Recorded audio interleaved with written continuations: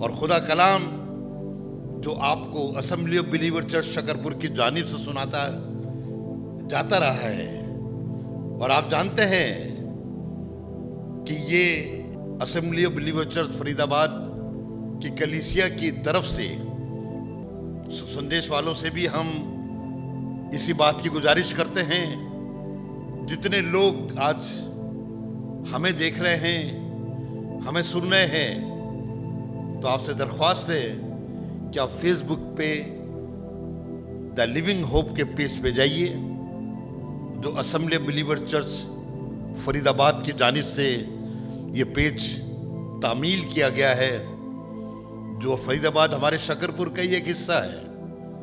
हमारे साथ मिलके कंधे से कंधा मिला के खुदावन की खिदमत कर रहे हैं, और अच्छे होते हैं वो बच्चे और वो चर्च जो मदर चर्च के साथ मिलकर खुदावन की खिदमत में लगे रहते हैं।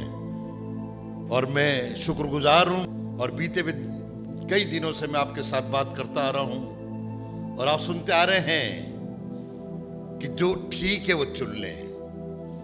तो इसलिए जब आप ये कलाम सुन रहे हैं और लिविंग होप वालों से भी दरख्वास्त करूंगा कि हमारा सुसंदेश पर, सुसंदेश एक चैनल है और उस पर हर मंगलवार की सुबह हमारा ये प्रोग्राम आता है ग्रेस ऑफ गॉड के नाम से। तो जब भी आपके पास वक्त हो, जरूर है कि आप मंगल की सुबह उस प्रोग्राम के अंदर शामिल हों। जितनी बरकत आप लिविंग होप में पाते हैं उतनी बरकत आप उसमें भी पाएंगे। और इस काम में सुसंदेश वाले लिविंग होप को देखना शुरू करें। रोज आना लिविंग होप का प्रोग्राम आता है दोपहर में 12 बजे। सबको हम इनवाइट करते हैं कि सब इसमें शामिल हो। और हम गुज़श्ता दिनों से आपसे एक बात पे बातचीत करते आ रहे हैं।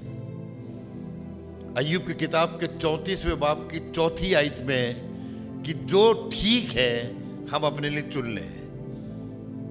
और तकरीबन हम 4 मैसेज आपको दे चुके हैं चुनने के लिए। जिंदगी में ये मुकाम बहुत अहम रखता है। जब हम बच्चे होते हैं तब भी हमारे पास चुनाव का वक्त होता है। जब लड़कपन पे आते हैं तो भी चुनाव का वक्त होता है। जब हम जवान हो जाते हैं तब भी चुनाव का वक्त होता है। जब हम ओल्ड एज में आ जाते हैं तब भी हमारे पास चुनाव का वक्त होता है। लेकिन लिखने वाला कह रहा है जो ठीक है हम चुन लें। इसके माने लिखने वाला जानता है कि 12 हम चुनने में खता कर जाते हैं और हमारी वो छोटी सी खता हमारी जिंदगी के रास्ते को तब्दील कर देती है। देखिए, खुदा का कलाम मेरे आपको एक बात सिखा रहा है कि हम चुने। कभी भी 2 चीज ना चुने, एक चीज चुनिए और वो चीज चुनिए जो आपको खुदा बाप के पास तक लेके जा सके। जब 2 चीज सामने हो तो आप उसमें से आपको एक ही चीज तो चुननी है। 2 नौकरियां आपको भेज रही इंटरव्यू, तो आप एक ही पे तो जाएंगे, एक को ही तो ज्वाइन करेंगे, दोनों को साथ नहीं ज्वाइन कर सकते। इसी तरह यीशु मसीह ने एक बात कही थी मती रसूल की किताब में, जब यीशु मसीह सिखा रहे थे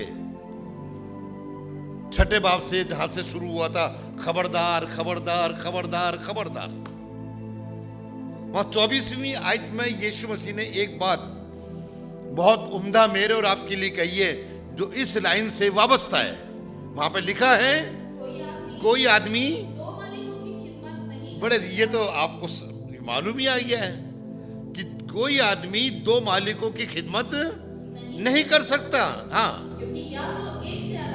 या तो एक से अदावत रखेगा और दूसरे से मोहब्बत करेगा, या तो एक से मिला रहेगा और दूसरे को नाची। एक चीज, और दुनियावी कहावत है एक म्यान में 2 तलवार नहीं रह सकती। इसलिए तो आपके पास चुनाव है कि आप किसे चुने। जोशुआ के पास एक दिन चुनाव आया।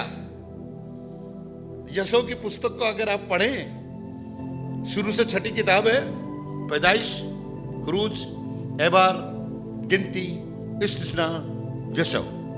24वें बाब की 15वीं आयत में यशो लोगों से बातचीत कर रहा है, लोगों को खुदा के बारे में बता रहा है, खुदा की खासियत बता रहा है और सब कुछ कैसू का वो जानता था। ये इस्राएली कौम जिन्होंने मूसा के सामने ही सोने का जो बछड़ा बनवा लिया था हारून से, जरूर है कि मेरे बाद भी ये कुछ कुछ काम करेंगे। मेरे सामने ही बहुत सी ऐसी बातें करते हैं जो अच्छी नहीं है। तो एक बात उसने कही, सुनिएगा, 15वीं आयत, ऊपर की सारी बातें आप अपने घर पे पढ़ लीजिएगा, 1 से 15 तक, 14 तक और 15वीं आयत में आई है। और अगर खुदा की परस्तिश तुम्हें बुरी मालूम पड़ती, बहुत बार बहुत से लोगों को खुदा की परस्तिश करना, मालूम खुदा की परस्तिश का खास मुकाम तो खुदा का घर है। वो सबा की मलका सुलेमान के पास खुदा की परस्तिश करने आई थी, और जिस सीढ़ी से वो ऊपर गई थी परस्तिश करने, बहुत चक्कर रह गई थी। और आज की तारीख में जब खुदा ने उनको बताया है 6 दिन खूब काम करना, 6 दिन खूब काम करना, लेकिन हम 7वें दिन भी खुवाला दिन खुदा को नहीं देते हैं, उसमें भी हम कहीं डिच कर जाते हैं, जबकि हमें उस 7वें दिन खुदा की परस्तिश करनी है। इतवार का दिन हमारा परस्तिश का दिन है। हम सब चीजों को छोड़कर खुदा की परस्तिश में आना है। यीशु मसीह ने तो यहां तक कहा था, अगर कोई मेरी खातिर अपने बाप, अपनी मां, अपने भाई, अपनी बहन, अपनी बीवी, अपने बच्चों को ना छोड़े तो वो मेरे कहलाने के लायक नहीं है। और उसी दिन, परस्तिश के दिन ही हमारा चुनाव गलत हो जाता है। और यही यीशु कह रहा है, अगर तुम्हें परस्तिश करना बुरा लगता है, वो मालूम हो जाता है किसे परस्तिश करना अच्छा लग रहा है और किसे बुरा लग रहा है। एक तो वो जो आते ही नहीं इतवार को, वो कहीं चले जाते हैं, वो तो 100% है, मालूम हो गया इसे परस्तिश करना अच्छा नहीं लगा। अब ये मत कहिएगा बहुत जरूरी काम था, लोग किसी की मौत नहीं हुई थी, वही शायद एक बहुत बड़ा जरूरी काम हो सकता है। इसके अलावा सारी चीजें बेकार हैं। मैं अपने जो बिशप साहब की तारीफ करता हूं कि वो इस चीज में हमें बड़ा तायद करते हैं। एक दिन हमारे सारे पादरियों की थी मीटिंग, और इत्तेफाकन मेरा शुगर लेवल लो हो गया था,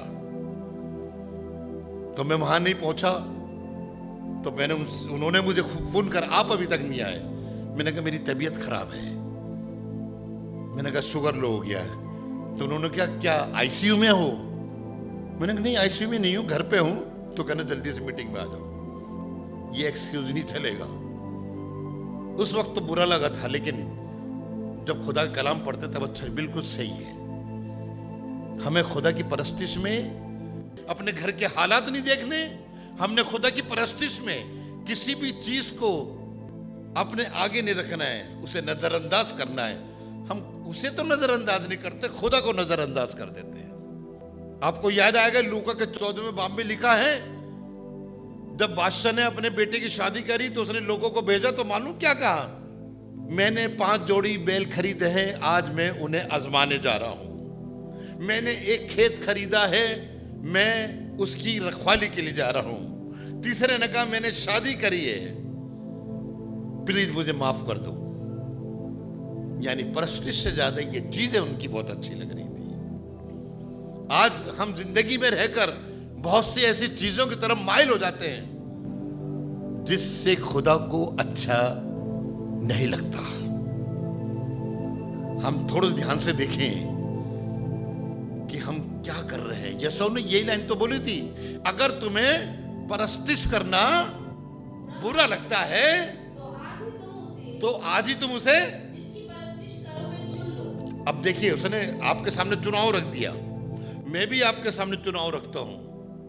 आप 2 किश्ती में पांव रख के नहीं चल सकते कि आधा टाइम आप खुदा को दे दें और आधा टाइम नौकरी को दे दें। No, it is impossible.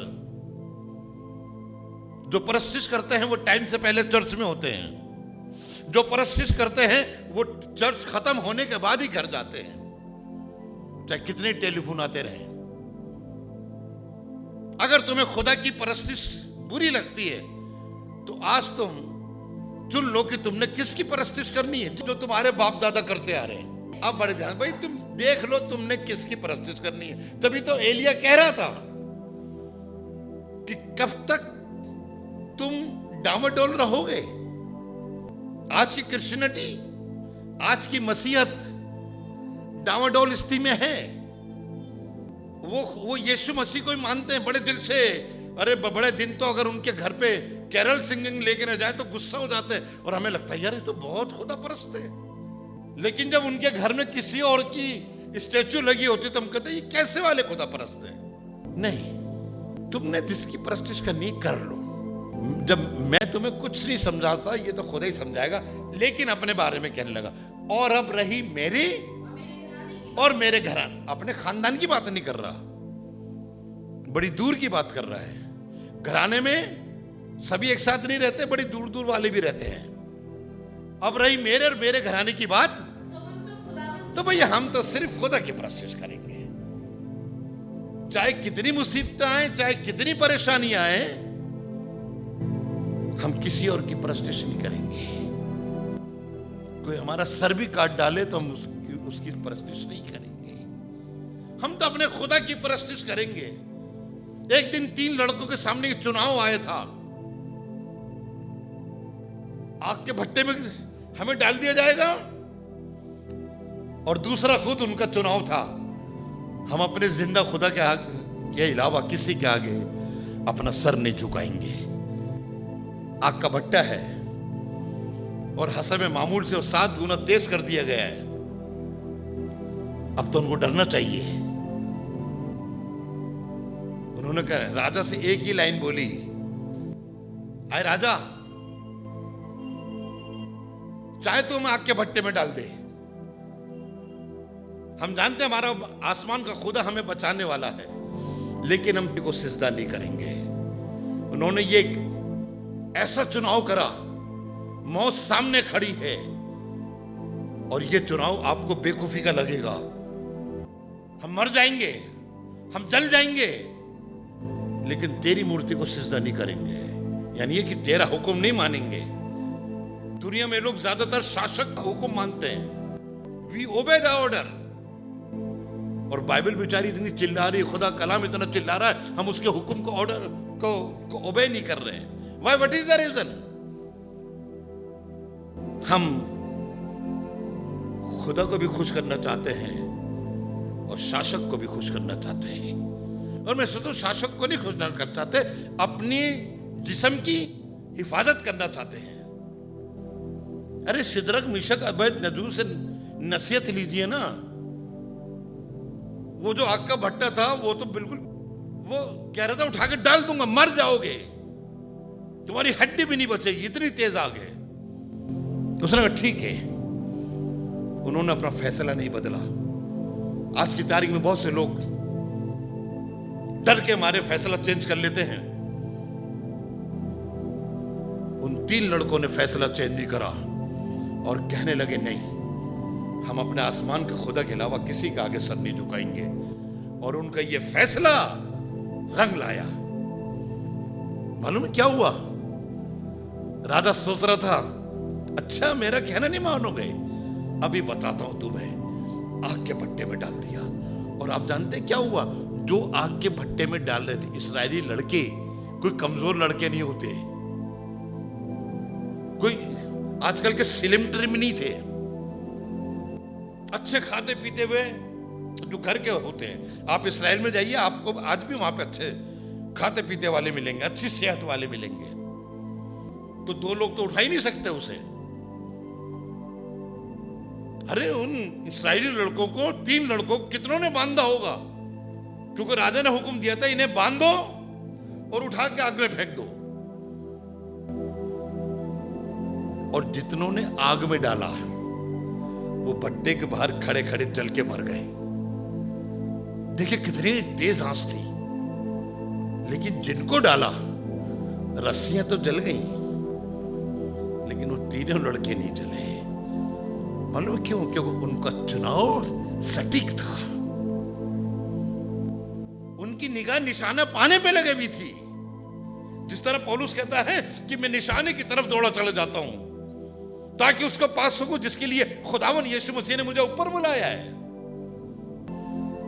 गलती तो हम ये कर रहे हैं, हम निशाने की तरफ नहीं दौड़ रहे, हम दूसरे के निशाने की तरफ दौड़ रहे हैं। जब राजा ने देखा ये 3 लड़के थे, बहुत चक्कर रह गया कि उसमें 3 नहीं 4 थे। अपनी रियायत से बोला, जो साथ में उसके वो थे वजीर आला, उनसे बोला हमने कितने बच्चे डाले थे? कहना 3, कह रहा 3 नहीं मैं 4 देख रहा हूं। तो दूसरे लोग भी आए होंगे, बुलाया गया, देखो देखो देखो। उन्होंने कहा राजा सलामत है, 4 हैं। और यूं कहने लगा चौथे की शक्ल ऐसी है जैसे कि अल्लाह ज़ात माने खुदा का बेटा, अल्लाह माने खुदा, ज़ात माने बेटे। बड़े बहुचक्के हैरा साहब परेशान हो गए। उसने आवाज लगाई, चौथे का नाम तो जानता ही नहीं था। कहना आए सिदरक, अबेदनगो और मिशक बाहर निकल आओ। तीनों बाहर निकल आए। जो उसके मंत्री देख रहे थे वो दौड़े हुए गए और जाके सबसे पहले उनके मोजे चेक करे। इसके माने इस्राएली लड़के मोजे पहने हुए थे भाई। हो सकता ठंड का टाइम था। उन्होंने मोजे चेक करे, बाल चेक करे, बदबू तक नहीं आ रही थी। वो राजा नबूकदनेस्सर लड़कों की इस फैसले से, अगर आप पढ़ना चाहें तो कभी पढ़ लीजिएगा, दानियेल की किताब के 3 बाब के आगे जाके 21-22 आयत में वहां पे लिखा है, राजा नबूकदनेस्सर ने फैसला करा सिदरक मिशक अबेदनगो खुदा ही असली खुदा है, और सारे अहले कौम अपना सर उसके आगे झुकाएगी। आपका फैसला गैर कौमों को खुदा के पास ला सकता है। आप तो परस्टेश ही नहीं करते थे, कैसे गैर कौम को आप अपने पास लाएंगे? आप तो एक हल्की सी चीज से डर गए। आप रिश्तेदारी में जा सकते हैं, but what about the church, what about the house of the God? उसके लिए क्या मुमानियत है आपको? चुनाव आपका गलत है अगर आप ऐसा कर रहे हैं। खुदावन एकदम किसी चीज की सजा नहीं देता है, वो ठहरता है, तहम्मुल करता है कि शायद इंसान तौबा कर ले।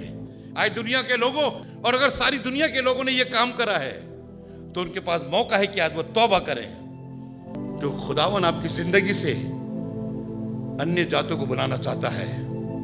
सिदरक मिशक अबेदनगो का यह काम, उनका यह चुनाव, उनका यह फैसला सिर्फ उनकी जिंदगी के लिए बरकत का वसीला नहीं बना, उनका यह फैसला बाबुल देश के सारे लोगों के लिए अजीब व गरीब फैसला लेकर आया और सब आसमान के खुदा की परस्तिश करने लगे। हालेलुया।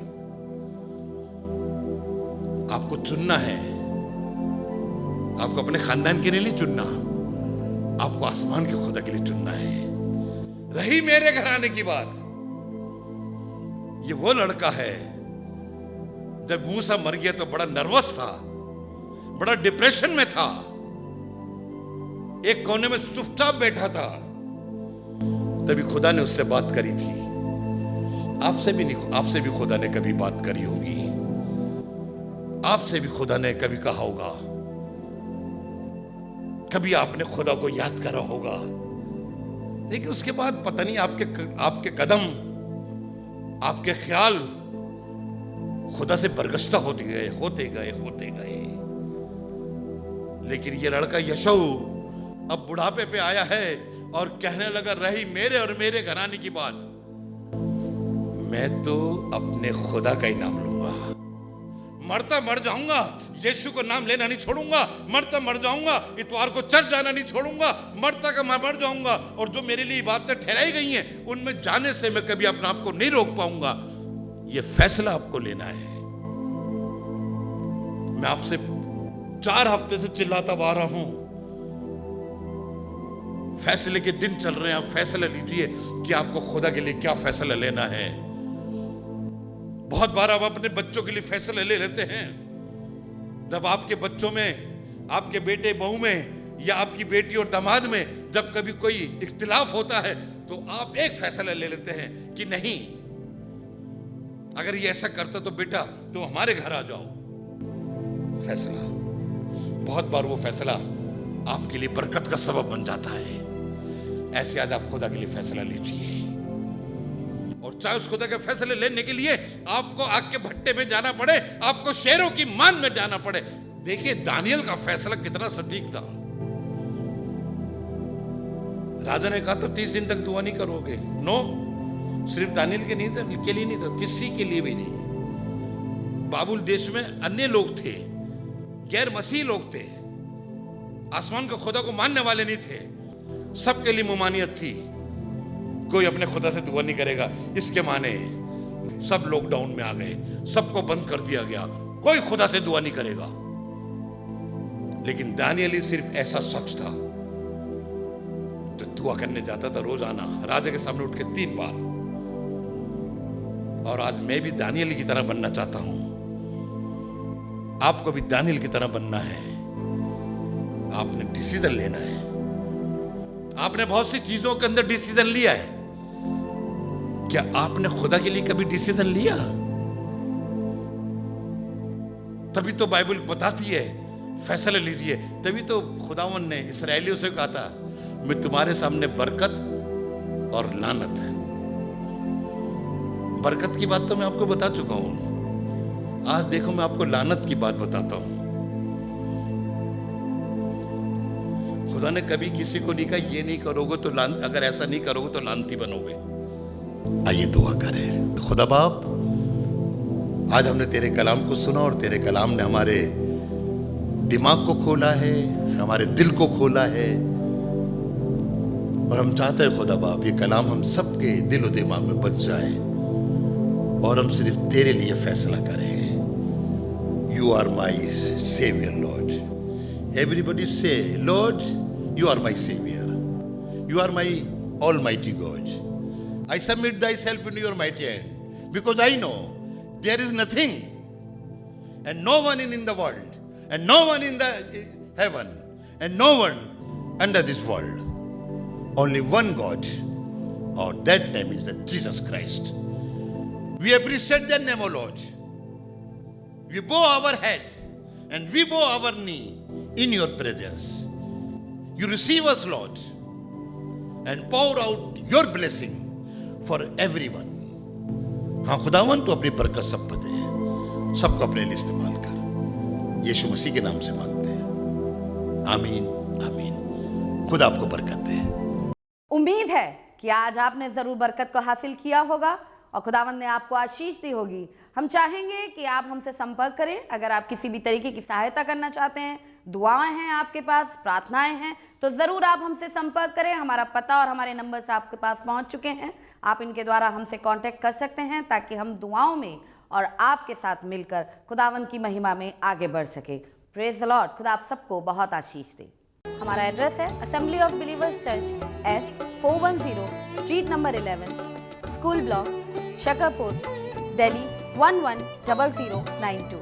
और अगर आप हमसे फ़ोन पे कांटेक्ट करना चाहते हैं तो हमारे नंबर हैं 8527158740 और दूसरा नंबर है 9891358387। इसके अलावा 9891152423